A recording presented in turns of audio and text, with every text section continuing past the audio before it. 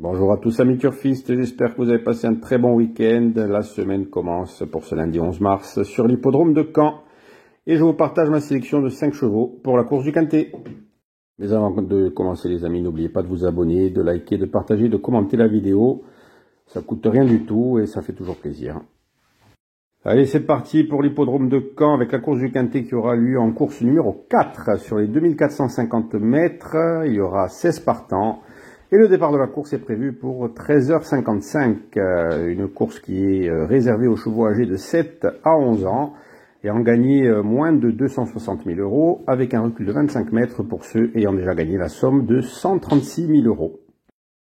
Dans ce quintet qui s'annonce très ouvert, on aura droit à 8 candidats qui s'élanceront du premier échelon de départ et 8 qui rendront la distance de 25 mètres. Et j'ai donc choisi le 8, Gary Toris, en première position.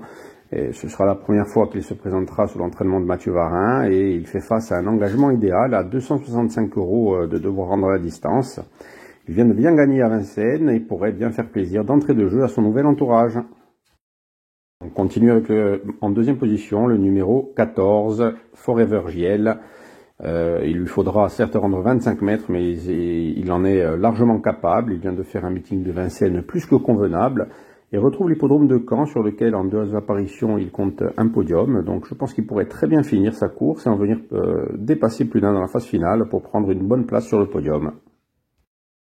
En troisième position, j'ai retenu le numéro 1, Omarland.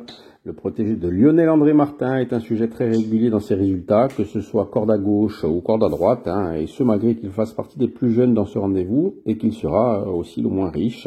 Il vient de très bien courir à Cherbourg, corde à gauche, juste après s'être imposé à Châteaubriand, qui était corde à droite comme aujourd'hui. Il est un peu plus allégé dans sa ferrure, et au premier poteau, je pense qu'il pourrait bien garder son avantage de départ pour se hisser sur le podium. Pour la quatrième position, j'ai retenu le numéro 11, Falcon d'Orville.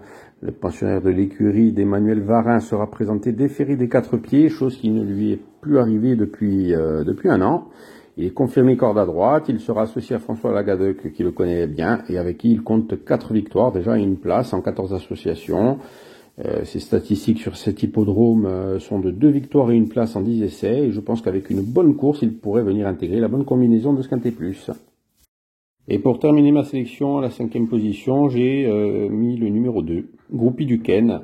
La pensionnaire de Virginie Moquet compte maintenant 2 courses de rentrée, dont sa dernière course où elle a plutôt bien terminé.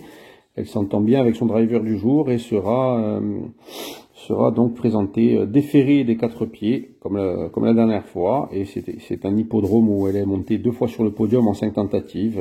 Donc au premier échelon de départ, elle aussi, je pense qu'elle fait partie des prétendantes aux bonnes places.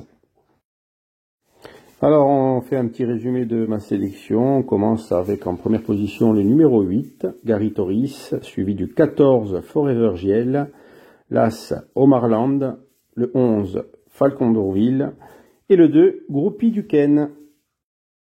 Alors voilà pour mon analyse pour ce Quintet Plus. J'espère que ça vous aidera à faire vos choix. N'oubliez pas que c'est une course qui est quand même très ouverte. Je pense qu'on va avoir droit à des surprises.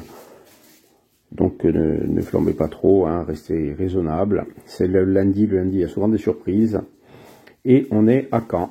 Donc les amis, sur ce, je vous souhaite une très bonne journée, une très bonne semaine qui recommence. Et je vous dis à après.